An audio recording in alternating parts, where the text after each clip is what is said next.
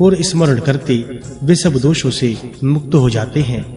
सिद्धेश्वर, सिद्धवट, सिद्धांबिका, सिद्ध विनायक, सिद्धेश, क्षेत्राधिपति, सिद्धेश्वर तथा सिद्धकूप ये 7 सिद्ध सप्तक कहलाते हैं। सिद्धेशक के संबंध में देवताओं ने भी ये गाथा गाई है, जो मनुष्य सिद्धलिंग का पूजन करेगा उसके द्वारा हम सब देवता यज्ञ, जप, स्तोत्र और तपस्या द्वारा संतुष्ट किए हुए के समान हो जाएंगे। जो कहकर वे सब देवता बड़े हर्ष को प्राप्त हो स्कंद के साथ उस क्षेत्र से चले गए। स्कंद ने मारुत स्कंद नाम से प्रसिद्ध सप्त स्कंद को प्रस्थान किया। अर्जुन, इस प्रकार मैंने तुमसे महिसागर संगम तीर्थ के 5 लिंगों का वृतांत कह सुनाया। कुंती नंदन, सृष्टि के पहले यह सब कुछ अव्यक्त एवं प्रकाश शून्य था। उस अव्याकृत अवस्था में प्रगति और पुरुष ये 2 अजन्मा जन्म रहित एक दूसरे से मिलकर एक हुए हैं। यह हम सुना करते हैं। तत्पश्चात अपने स्वरूप भूत स्वभाव और काल की प्रेरणा होने पर पुरुष के ईश्वर सृष्टि विषयक संकल्प से शोभ को प्राप्त हुई प्रगति से महत् तत्व की उत्पत्ति होती है। फिर महत् तत्व में विकार आने पर अहंकार प्रकट हुआ। मुनियों ने उस अहंकार को सात्विक, राजस और तामस भेद से 3 प्रकार बतलाया है। तामस अहंकार से 5 तन्मात्राएं उत्पन्न हुई है तथा उन तन्मात्राओं से 5 महाभूतों की उत्पत्ति हुई है और रूप, रस आदि 5 विषय 5 महाभूतों के कार्य हैं। तेजस अर्थात राजस अहंकार से 5 ज्ञानेंद्रियां और 5 कामेंद्रियां उत्पन्न हुई हैं। पूर्व तक 10 इंद्रियों के देवता तथा 11वीं इंद्रिय मन सात्विक अहंकार से उत्पन्न हुए हैं। ऐसा विद्वान पुरुषों का मत है। ये ही 24 तत्व पूर्व काल में उत्पन्न हुए हैं। फिर परम पुरुष भगवान सदाशिव की दृष्टि पड़ने पर ये सभी तत्व बुलबुले के आकार में परिणत हो गए। उस बुलबुले से सुंदर अंडज उत्पन्न हुआ, जिसका परिमाण 100 कोटि योजन है। इसी को ब्रह्मांड कहते हैं। ब्रह्मांड के आत्म ब्रह्म जी बताए गए हैं। उन्होंने इसके 3 विभाग किए, ऊर्ध्व भाग, मध्य भाग और अधो भाग। ऊर्ध्व भाग स्वर्ग है, उसमें देवता निवास करते हैं। मध्य भाग भूलोक है, इसमें मनुष्य रहते हैं। अधोभाग को पाताल कहते हैं, उसमें नाग और दैत्य निवास करते हैं। ये ही ब्रह्मांड की 3 विभाग कहे गए हैं। इनमें से एक विभाग के पुनः 7 भाग ब्रह्म जी ने किए हैं, जो 7 पाताल, 7 द्वीप और 7 स्वर्गलोक के रूप में प्रसिद्ध हैं। पहले मैं 7 द्वीपों में वर्णन करूंगा, उनकी कल्पना सुनो। पृथ्वी के मध्य में जम्बू द्वीप है। इसका विस्तार 1,00,000 योजन का बतलाया जाता है। जम्बू द्वीप की आकृति सूर्य मंडल के समान है। वह उतने ही बड़े खारे पानी के समुद्र से घिरा हुआ है। जम्बू द्वीप और शार समुद्र के बाद शाक द्वीप है, जिसका विस्तार जम्बू द्वीप से दुगुना है। वह अपने ही बराबर प्रमाण वाले क्षीर समुद्र से उसके बाद उससे दुगना बड़ा पुष्कर द्वीप है, जो दैत्य को मदोन्मत्त कर देने वाले उतने ही बड़े सुरा समुद्र से घिरा हुआ है। उससे पूरे कुशद्वीप की स्थिति मानी गई है, जो अपने से पहले द्वीप की अपेक्षा दुगने विस्तार वाला है। कुशद्वीप को उतने ही बड़े विस्तार वाले दही के समुद्र ने घेर रखा है। उसके बाद क्रौंच नामक द्वीप है, जिसका विस्तार कुशद्वीप से दूना है। वह अपने ही समान विस्तार वाले घी के समुद्र से घिरा है। इसके बाद इसके दूने विस्तार वाला शानमली द्वीप है, जो उतने ही बड़े ईख के रस से समुद्र से घिरा है। उसके बाद उससे दुगने विस्तार वाला गोमेद पलक्ष नामक द्वीप है, जिसे उतने ही बड़े अत्यंत रमणीय स्वादिष्ट जल के समुद्र ने घेर रखा है। अर्जुन, इस प्रकार 7 द्वीप और समुद्र सहित पृथ्वी का विस्तार 2,25,53,000 योजन है। शुक्ल और कृष्ण पक्ष में समुद्र के जल की 500 10 अंगुल की वृद्धि और क्षय देखे गए हैं। उसके बाद 10 करोड़ योजन तक स्वर्णमय भूमि है, वह देवताओं की क्रीड़ा स्थली है। उसके बाद कंकड़ के समान गोल आकार वाला लोकालोक पर्वत है, जिसका विस्तार 10,000 योजन है। उस पर्वत के ब्रह्म भाग में भयंकर अंधकार है, जिसकी ओर देखना भी कठिन है। वह कोई जीव जंतु नहीं रहते। वह अंधकार पूर्ण प्रदेश 35 करोड़ 19 लाख 40 हजार योजन तक फैला हुआ है। उसके बाद गर्भोधक सागर है, जिसका विस्तार 7 समुद्र के बराबर है। उसके बाद 1 करोड़ योजन विस्तृत कलहा, जो ब्रह्मा जी के अंडकटा से ढका हुआ है। ब्रह्मांड के मध्य में मेरु पर्वत है। उसकी 10 दिशाओं में 50-50 करोड़ योजन तक ब्रह्मांड का विस्तार जानना चाहिए। जम्बू द्वीप के मध्य भाग में मेरु पर्वत है। वह नीचे से ऊपर तक 1 लाख योजन ऊंचा है। 16,000 योजन तो वह पृथ्वी के नीचे तक गया हुआ है और 84,000 योजन पृथ्वी से ऊपर उसकी ऊंचाई है। मेरु के शिखर का विस्तार 32,000 योजन है। उसकी आकृति प्याले के समान है। वह पर्वत 3 शिखरों से युक्त है। उसका मध्यम शिखर पर ब्रह्मा जी का निवास है। ईशान कोण में जो शिखर है, उस पर शंकर जी का स्थान है तथा नैऋत्य कोण में शिखर पर भगवान विष्णु की स्थिति है। मेरु के स्वर्णमय शिखर पर ब्रह्मा जी का, रत्नमय शिखर पर शंकर जी का तथा रजतमय शिखर पर भगवान विष्णु का अधिकार है। मेरु पर्वत के चारों ओर 4 निष्कंभ पर्वत माने गए हैं। पूर्व में मंदराचल, दक्षिण में गंधमादन, पश्चिम में सुपार्श्व तथा उत्तर में कुमुद नामक पर्वत है। मंदराचल पर्वत पर कदम्ब का विशाल वृक्ष है, जो विशेष रूप से जानने योग्य है। इसी प्रकार गंधमादन पर्वत पर जम्बू वृक्ष, सुपार्श्व पर्वत पर अश्वत्थ वृक्ष तथा कुमुद पर्वत पर वट वृक्ष की स्थिति मानी गई है। ये चारों वृक्ष उन पर्वतों की ध्वजा के समान है। इनका दीर्घ विस्तार 1100 योजन है। इनके 4 वन हैं, जो पर्वत के शिखर पर ही स्थित है। पूर्व में नंदन वन, दक्षिण में चैत्ररथ वन, पश्चिम में विभाज्र वन तथा उत्तर में सर्वतोभद्र नामक वन है।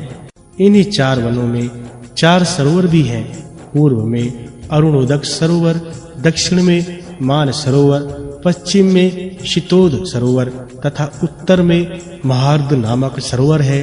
ये विष्कंभ पर्वत 25-25 हजार योजन ऊंचे हैं। इनकी चौड़ाई भी हजार योजन मानी गई है। इनके सिवा वहां और भी बहुत से केसर पर्वत हैं।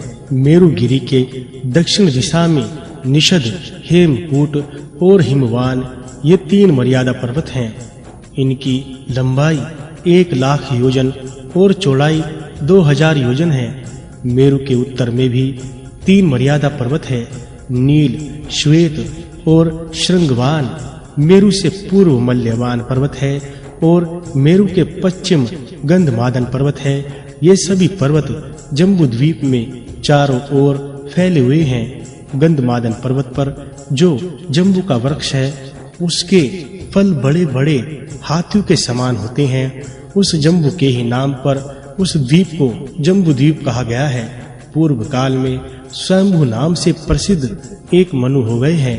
वे ही आदि मनु और प्रजापति कहे गए हैं। उनके 2 पुत्र हुए, प्रियव्रत और उत्तानपाद। राजा उत्तानपाद के पुत्र परम धर्मात्मा ध्रुव जी हुए, जिन्होंने भक्ति भाव से भगवान विष्णु की आराधना करके अविनाशी पद को प्राप्त कर लिया। राजऋषि प्रियव्रत के 10 पुत्र हुए, जिनमें से 3 तो संन्यास ग्रहण करके घर से निकल गए और परब्रह्म परमात्मा को प्राप्त हो गए। शेष 7 द्वीपों में उन्होंने अपने 7 पुत्र को प्रतिष्ठित किया। राजा प्रियव्रत के श्रेष्ठ पुत्र आग्निध्र जम्बूद्वीप के अधिपति हुए। उनके 9 पुत्र जम्बूद्वीप के 9 खंडों के स्वामी माने गए हैं। वे 9 खंड नवोखंड आज भी उनके नाम से विख्यात है। प्रत्येक खंड का विस्तार 1000 योजन मेरु के चारों ओर और गंधमादन तथा मल्यवान के बीच में स्वर्णमयी भूमि से सुशोभित भूभाग है, उसे इलाव्रत वर्ष कहते हैं। मल्यवान पर्वत से लेकर समुद्र पर्यंत भद्राशव वर्ष कहलाता है। गंधमादन से समुद्र तक की भूमि को केतुमाल वर्ष कहते हैं। श्रृंगवान पर्वत से आरंभ करके सागर तक के भूखंडों को गुरु वर्ष कहते हैं। श्रृंगवान और श्वेत पर्वत के बीच का भाग हिरण्यमय वर्ष कहलाता है। नील और श्वेत पर्वत के बीच में रम्यक वर्ष है। निषद और हेमकूट के बीच हरिवर्ष की स्थिति है। हिमवान और हिमकूट के मध्य भूभाग किम पुरुष वर्ष माना गया है।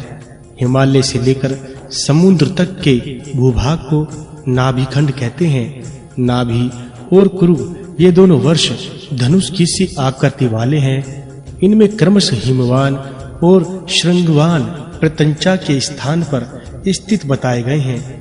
नाभि के पुत्र ऋषभ हुए और ऋषभ से भरत का जन्म हुआ, जिनके नाम पर इस देश को भारतवर्ष भी कहते हैं। अर्जुन, यह धर्म, अर्थ, काम और मोक्ष चारों पुरुषार्थों का उपार्जन होता है। भारतवर्ष के सिवा अन्य सब द्वीपों और वर्षों में केवल भोग भूमि है। शाक द्वीप में 1000 योजन विस्तृत शाक वृक्ष है। उसी के नाम से उस वृक्ष को शाक द्वीप कहा गया है। राजा प्रियव्रत के पुत्र मेधातिथि उस द्वीप के अधिपति हैं। उनके 7 पुत्र हुए, पुरोजव, मनोजव, पवमान, धूम्रानिक, चित्ररेफ, बहुरूप तथा विश्वोधार, ये उनके पुत्रों के नाम हैं। इन्हीं नामों से प्रसिद्ध वहाँ 7 खंड है। शाक द्वीप में रतव्रत, सत्यव्रत, दानव्रत और अनुव्रत नाम वाले 4 वर्णों के लोग हैं, जो वायु स्वरूप भगवान के नामों का जप करते हैं, जो अपनी प्राण आदि वृत्तियों के द्वारा संपूर्ण भूतों के भीतर प्रवेश करके उनका पालन पोषण करते हैं तथा यह जगत जिनके अधीन है, वे अंतर्यामी ईश्वर साक्षात वायुदेव हम सब की रक्षा करें। कुशद्वीप में 1000 योजन तक कुशों की झाड़ी है। उसी के चिन्ह से चिन्हित होने के कारण उसको कुशद्वीप कहते हैं। राजा प्रियव्रत के पुत्र हिरण्यरोमा उस द्वीप के स्वामी हैं। उनके वसु, वसुदान, ढणरुचि, नाभिगुप्त, स्तुत्यव्रत, विविक्त और वामदेव, इन 7 पुत्रों के नाम से प्रसिद्ध 7 वर्ष कुशद्वीप में है। वहाँ के 4 वर्णों का नाम कुशल, कोविद, अभिव्यक्त और कुलक है। वे भगवान अग्निदेव की इस प्रकार स्तुति करते हैं, हे अग्निदेव, आप जन्म ग्रहण करने वाले संपूर्ण भूतों को जानते हैं, इसलिए जात वेदा हैं। साक्षात परब्रह्मा परमात्मा के लिए आप भविष्य पहुंचाया करते हैं। सब देवता परम पुरुष भगवान के अंग ही हैं, अतः उनके यजन द्वारा आप उन परम पुरुष का ही यजन करें। क्रोच द्वीप में क्रोच नामक पर्वत है, जिसका विस्तार 10,000 योजन है। उसी पर्वत को स्वामी कार्तिकेय ने विदीर्ण कर डाला। उसके चिन्ह से चिन्हित होने के कारण उस द्वीप का नाम क्रोच द्वीप है। वहाँ प्रियव्रत के पुत्र महाराज धृतपृष्ठ का अधिकार है। उनके 7 पुत्र हुए, आम, मधुरुह, मेघपृष्ठ, सुधामा, भ्राजिष्ठ, लोहितार्णव तथा वनस्पति, इन्हीं के नाम पर उस द्वीप के 7 वर्ष हैं। वहाँ पुरुष, ऋषभ, द्रविड़ और देव के नाम वाले 4 वर्णों के लोग रहते हैं और जल स्वरूप भगवान की स्तुति करते हैं। हे जल, तुम परम पुरुष परमात्मा के रेतस हो, अथवा परमेश्वर ही तुम्हारी शक्ति है। तुम भूभुव स्वहा तीनों लोकों को पवित्र करते हो, अतः स्वभाव से ही पाप नाशक हो। हम अपने शरीर से तुम्हारा स्पर्श करते हैं, तुम हमें पवित्र कर दो। शालमली द्वीप में सेमल का एक बहुत बड़ा वृक्ष है, जिस पर गरुड़ जी निवास करते हैं। उसका विस्तार 1000 योजन है। वही वहाँ का चिन्ह है, इसलिए उसे शालमली द्वीप कहते हैं। राजा प्रियव्रत के पुत्र यज्ञबाहु उसके अधिपति हैं।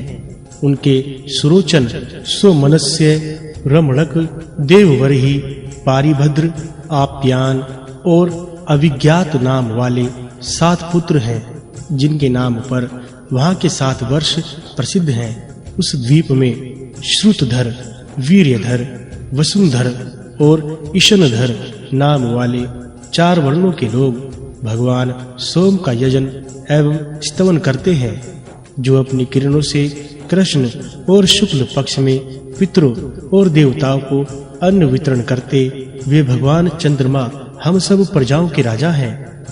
गोमेद या प्लक्षद्वीप में गोमेद नाम से प्रसिद्ध एक पाकरी का वृक्ष है, जिसकी सुगंधित छाया से विशेष सुख मिलने के कारण लोगों का मैदा बढ़ जाता है। अतः उससे उपलक्षित द्वीप को गोमेद द्वीप कहते हैं। वहाँ राजा प्रियव्रत के पुत्र ईदमजिह राजा हैं। उनके शिव, यवस, सुभद्र, शांत, क्षेम, अमृत तथा अभय नाम वाले 7 पुत्र हैं, जिनके नाम से उस द्वीप के 7 वर्ष प्रसिद्ध हैं। वहाँ हंस, पतंग, उधरवचन और सत्यांग नाम वाले 4 वर्णों के लोग रहते हैं, जो भगवान सूर्य की आराधना करते हैं, जो पुराण पुरुष भगवान विष्णु के स्वरूप हैं। सत्य, रत, वेद, अमृत तथा मृत्यु के भी आत्मा है। उन भगवान सूर्य की हम शरण लेते हैं। पुष्कर द्वीप में 1000 योजन तक विस्तृत स्वर्णमय कमल दीप्यमान होता है, जिसके लाखों स्वर्णमय दल शोभा पाते हैं। वहीं वहां का चिन्ह है, इसलिए उसे पुष्कर द्वीप कहते हैं। राजा प्रियव्रत के पुत्र वितिहोत्र वहां के अधिपति हैं। उनके 2 ही पुत्र हैं, रमणक और धातकी। इन्हीं के नाम से उस द्वीप के 2 खंड प्रसिद्ध हैं। इन दोनों खंडों के मध्य भाग में मानसोत्तर नामक पर्वत है, जिसकी आकृति कंगन के समान है। उसी के ऊपर भगवान भास्कर भ्रमण करते हैं। वहाँ वर्ण विभाग नहीं है, सब समान है और केवल ब्रह्म जी का चिंतन करते रहते हैं। वे इस प्रकार प्रार्थना करते हैं, जो सुप्रसिद्ध कर्म फल स्वरूप है, साक्षात ब्रह्मा में ही जिनकी स्थिति है। सब लोग जिनका पूजन करते हैं तथा जो एकांत निष्ठ, अद्वितीय एवं परम शांत है, उन भगवान ब्रह्म को नमस्कार है। पुष्कर द्वीप के निवासियों में क्रोध और मात्सर्य नहीं होता, पुण्य और पाप की भी प्रवृत्ति नहीं होती। उनकी आयु 10,000 वर्ष से लेकर 20,000 वर्ष तक की होती है। वे लोग जप करते रहते हैं और देवताओं की भांति अपनी पत्नियों के साथ विहार किया करते हैं। अर्जुन, अब मैं तुम्हें ऊपर के लोकों की स्थिति बतलाऊंगा। नवग्रह की स्थिति, ऊपर के 7 लोकों का वर्णन और वायु के 7 स्कंद, 7 पाताल, 21 नरक, ब्रह्मांड कथा एवं कालमान आदि का निरूपण। नारद जी कहते हैं, कुरुश्रेष्ठ, भूमि से लाख योजन ऊपर सूर्य मंडल है। भगवान सूर्य के रथ का विस्तार 9 सहस्त्र योजन है। उसका ईशादंड हर्षा 18,000 योजन बड़ा है। इसकी धुरी 1.5 करोड़ 7.5 लाख योजन की है। उसी में सूर्य के रथ का पहिया लगा है। उस पहिए में 3 नाभि, 5 अरे और 6 नेमी बताए गए हैं। सूर्य के रथ का जो दूसरा धुरा है, उसका माप 45,000 योजन है। धुरे का जो प्रमाण है, वही दोनों युगा दुर्दो का भी है।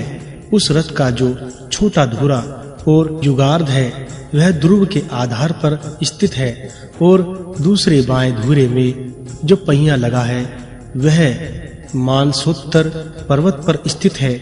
वेद के जो 7 छंद है, वे ही सूर्य रथ के 7 अश्व हैं। उनके नाम सुनो: गायत्री, भृत्ति, उष्णिक, जगति, त्रिष्टुप, अनुष्टुप और पंकित। ये छंद ही सूर्य के घोड़े बताए गए हैं। सदा विद्यमान रहने वाले सूर्य का ना तो कभी अस्त होगा और न उदय ही होता। सूर्य का दिखाई देना ही उदय है और उनका दृष्टि से ओझल हो जाना ही अस्त है। इंद्र, यम, वरुण और कुबेर इनमें से किसी एक की पुरी में प्रकाशित होते हुए सूर्य देव शेष 3 पुरियों और 2 विकोणों कोनों को प्रकाशित करते हैं और जब किसी कोने की दिशा में स्थित होते हैं तब वे शेष 3 कोनों और 2 पुरियों को प्रकाशित करते हैं। उत्तरायण के प्रारंभ में सूर्य मकर राशि में जाते हैं, उसके पश्चात वे कुंभ और मीन राशियों में एक राशि से दूसरी राशि पर होते जाते हैं। इन तीनों राशियों को भी भोग लेने पर सूर्य देव दिन और रात दोनों को बराबर करते हुए विषुवत रेखा पर पहुंचते हैं। उसके बाद से प्रतिदिन रात्रि घटने लगती है और दिन बढ़ने लगता है। फिर मेष तथा वृष राशि का अतिक्रमण करके मिथुन के अंत में उत्तरायण के अंतिम सीमा पर उपस्थित होते हैं और कर्क राशि पर पहुंचकर दक्षिणायन का आरंभ करते हैं। जैसे कुम्हार के चाक के सिरे बैठा हुआ जीव बड़ी शीघ्रता से घूमता है, उसी प्रकार सूर्य भी दक्षिणायन को पार करने में शीघ्रता से चलते हैं। वे वायु वेग से चलते हुए अत्यंत वेगवान होने के कारण बहुत दूर की भूमि भी थोड़े में पार कर लेते हैं। कुलाल चक्र के मध्य में स्थित जीव जिस प्रकार मंद गति से चलता है, उसी प्रकार उत्तरायण में सूर्य मंद गति से चलता है। अतः वे थोड़ी सी भूमि को भी चिरकाल में पार करते हैं। संध्या काल आने पर मंदेह नामक राक्षस भगवान सूर्य को खा जाने की इच्छा करते हैं। उन राक्षसों को प्रजापतियों का यह शाप है कि उनका शरीर तो अक्षय रहेगा, परंतु मृत्यु प्रतिदिन होगी। अतः संध्या काल में उन राक्षसों के साथ सूर्य का बड़ा भयानक युद्ध होता है। उस समय द्विजलोक गायत्री मंत्र से पवित्र किए जल का जो अर्घ देते हैं, उससे वे पापी राक्षस जल जाते हैं। इसीलिए सदा संध्या उपासना करनी चाहिए। जो संध्या उपासना नहीं करते, वे कृतघ्न होने के कारण रौरव नरक में पड़ते हैं। प्रत्येक मास में विभिन्न सूर्य, ऋषि, गंधर्व, राक्षस, अप्सरा, यक्ष तथा सर्प इन 7 से संयुक्त भगवान सूर्य का रथ गमन करता है।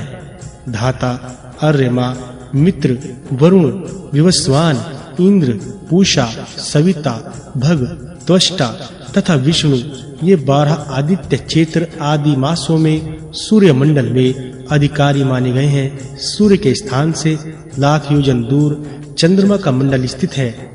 चंद्रमा का भी रथ 3 पहियों वाला बताया जाता है। उसमें बाईं ओर दाहिनी ओर कुंद के समान श्वेत 10 घोड़े जुते होते हैं। चंद्रमा से पूरे 1 लाख योजन ऊपर संपूर्ण नक्षत्र मंडल प्रकाशित होता है। नक्षत्रों की संख्या 80 समुद्र, 14 अरब और 20 करोड़ बताई गई है। नक्षत्र मंडल से 2 लाख योजन ऊपर बुध का स्थान है। चंद्र नंदन बुध का रथ वायु तथा अग्नि द्रव्य से बना हुआ है। उसमें वायु के समान वेग वाले 8 पीले रंग के घोड़े जुते रहते हैं।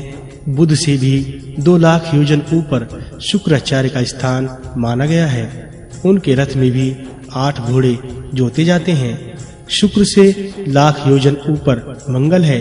इनका रथ स्वर्ण के समान कांति वाले 8 घोड़ों से युक्त होता है।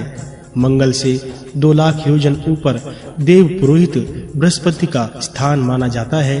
उनका रथ स्वर्ण का बना हुआ है। उसमें श्वेत वर्ण के 8 घोड़े जोते जाते हैं। बृहस्पति से 2 लाख योजन ऊपर शनिश्चर का स्थान है। उनका रथ आकाश से उत्पन्न हुए 8 चितकबरे घोड़ों द्वारा जोता जाता है। राहु के रथ में भ्रमर के समान रंग वाले 8 घोड़े हैं। वे एक ही बार जोत दिए गए हैं और सदा उनके दूसर रथ को खींचते रहते हैं। उनकी स्थिति सूर्य लोक के नीचे मानी गई है। शनिश्चर से 1 लाख योजन ऊपर सप्तऋषियों का मंडल है और उनसे भी 1 लाख योजन ऊपर ध्रुव की स्थिति है। ध्रुव समस्त ज्योतिर्मंडल के में केंद्र है। वे भी शिशु मार्ग चक्र के पुच्छ के अग्रभाग में स्थित हैं, जिन्हें भगवान वासुदेव का सर्वोत्तम एवं अविनाशी भक्त कहते हैं। अर्जुन, यह सारा ज्योतिर्मंडल वायु रूपी डोरे से ध्रुव में बंधा है। सूर्य मंडल का विस्तार 9000 योजन है। उससे दूना चंद्रमा का मंडल बताया जाता है। मंडलाकार राहु इन दोनों के बराबर होकर पृथ्वी की निर्मल छाया ग्रहण करके उनके नीचे चलता है। शुक्राचार्य का मंडल चंद्रमा के 16वें भाग के बराबर है। बृहस्पति मंडल का विस्तार शुक्राचार्य से 1/4 कम है। इसी प्रकार मंगल, शनिश्चर और बुध ये बृहस्पति की अपेक्षा भी 1/4 कम है। नक्षत्र मंडल का परिमाण 500, 400, 300, 200 तथा 100 से लेकर कम से कम 1 योजन आध योजन तक का है। इससे छोटा कोई नक्षत्र नहीं है। पृथ्वी पर स्थित सभी लोक जहाँ पैदल जाया जा सकता है भूलोक कहलाता है। भूमि और सूर्य का मध्यवर्ती लोक को भूवरलोक कहते हैं। ध्रुव तथा सूर्य लोक के बीच जो 14 लाख योजन का अवकाश है उसे लोक स्थिति का विचार करने वाले विज्ञ पुरुषों ने स्वर्गलोक कहा है। ध्रुव से ऊपर 1 करोड़ योजन तक महरलोक बताया गया है। उससे ऊपर 2 करोड़ योजन तक जनलोक है, जहाँ सनक आदि निवास करते हैं। उससे ऊपर 4 करोड़ योजन तक तपोलोक है, जहाँ वैराज नाम वाले देवता संताप रहित होकर निवास करते हैं। तपोलोक से ऊपर उसकी अपेक्षा 6 गुने विस्तार वाला सत्यलोक विराजमान है, जहाँ ऐसे लोग निवास करते हैं जिनकी पुनः मृत्यु नहीं होती, अर्थात जो वही ज्ञान प्राप्त करके ब्रह्म जी के साथ मुक्त हो जाते हैं। इस संसार में उनकी पुनरावृत्ति नहीं होती। सत्यलोक ही ब्रह्मलोक माना गया है। उसके ऊपर 18 करोड़ 25 लाख योजन परम कल्याणमय धाम प्रकाशित होता है। उसकी कहीं उपमा नहीं है। वह सर्वोपरि विराजमान है। भूलोक, भुवरलोक और सर्वलोक इन तीनों को त्रैलोक्य कहते हैं। यह त्रैलोक्य कृतज्ञ अनित्य लोक है। जनलोक, तपोलोक तथा सत्यलोक ये तीनों अकृतक नित्य लोक हैं। कृतक और अकृतक लोकों को मध्य में महरलोक की स्थिति मानी गई है। कल्प के अंत में जब महाप्रलय होता है उस समय त्रिलोकी सर्वथा नष्ट हो जाता है। महरलोक जन शून्य तो हो जाता है, परंतु उसका अत्यंत विनाश नहीं होता। ये पुण्य कर्मों द्वारा प्राप्त होने वाला 7 लोक बताए जाते हैं। वेदादि शास्त्रों में कहे हुए यज्ञ, दान, जप, होम, तीर्थ और व्रत समुदाय तथा अनन्याय साधनों से पूर्वोत्तक 7 लोक साध्य माने गए हैं। इन सब से ऊपर ब्रह्मांड के शीर्ष भाग से शीतल कल्याणमयी जलधारा के रूप में श्री गंगा जी उतरती है और समस्त लोगों को अपलावित करके मेरु पर्वत पर आती हैं। वहां से क्रमशः संपूर्ण भूतल और पाताल लोक में प्रवेश करती है। ब्रह्मांड के शिखर पर स्थित हुई गंगा देवी सदैव उसके द्वार पर निवास करती है। कोटि-कोटि देवियों तथा पिंगल नामक रुद्र से घिरी हुई महान बल और पराक्रम से संपन्न श्री गंगा देवी सदा ब्रह्मांड की रक्षा तथा दुष्ट गणों का संहार करती है। अर्जुन, वायु की 7 शाखाएं हैं। उनकी स्थिति जिस प्रकार है वह बतलाता हूँ, सुनो। पृथ्वी को लांघकर मेघमंडल पर्यंत जो वायु स्थित है उसका नाम प्रभा है। वह अत्यंत शक्तिमान है और वही बादलों को इधर-उधर उड़ाकर ले जाता है। धूम तथा गर्मी से उत्पन्न होने वाले मेघों को वह प्रभा वायु ही समुद्र जल से परिपूर्ण करती है, जिससे वे मेघ काली घटा के रूप में परिणित हो अतिशय वर्षा करने वाले होते हैं। वायु की दूसरी शाखा का नाम आवाह है, जो सूर्य मंडल में बंधा हुआ है। उसी के द्वारा ध्रुव से आबद्ध होकर सूर्य मंडल घुमाया जाता है। तीसरी शाखा का नाम उदू है, जो चंद्रलोक में प्रतिष्ठित है, इसी के द्वारा ध्रुव से संबंध होकर यह चंद्रमंडल घुमाया जाता है। चौथी शाखा का नाम संवह है, जो नक्षत्र मंडल में स्थित है।